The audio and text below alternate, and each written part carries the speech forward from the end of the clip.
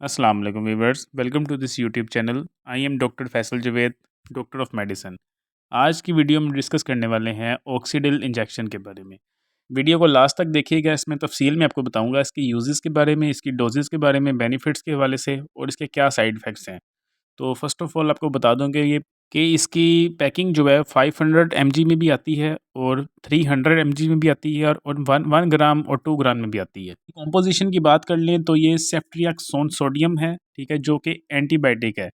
ये ऐसा एंटीबायोटिक है जो कि बैक्टीरियल इन्फेक्शन के लिए यूज़ होता है। मुख्तलिफ़ किस्म के बैक्टीरियल इन्फेक्शन जो आपकी बॉडी में होती हैं, उनमें ये यूज़ होता है। आगे इसके बेनिफिट्स की बात कर लें तो इसके फ़वाइद की बात कर लें तो ब्लड बैक्टीरियल इन्फेक्शन, आपके जो ब्लड में इन्फेक्शन हो जाते हैं, उसमें ये बहुत बेनिफिशियल है। जिसकी वजह से आपको फ़ीवर होता है, शिवरिंग होती है, हार्ट बीट बहुत तेज़ हो जाती है, तो उसमें ये ऑक्सीडिल इंजेक्शन यूज़ होता है, ठीक है जी। इसके अलावा अगर इसकी मज़ीद बेनिफिट्स की बात कर लें तो बोन्स में जो इन्फेक्शन हो जाते हैं उसमें भी यूज़ होता है, उसके इन्फेक्शन के लिए भी यूज़ होता है। जॉइंट्स के इन्फेक्शन हो जाते हैं बाज़-औक़ात, उसके लिए भी यूज़ होता है। इसके अलावा टाइफाइड में भी यूज़ होता है। इसके अलावा निमोनिया में भी ये इंजेक्शन यूज़ किया जाता है और जिन लोगों को टीबी का इशू होता है, टीबी के मरीज़ को भी ऑक्सीडिल इंजेक्शन बाज़-औक़ात लगाया जाता है।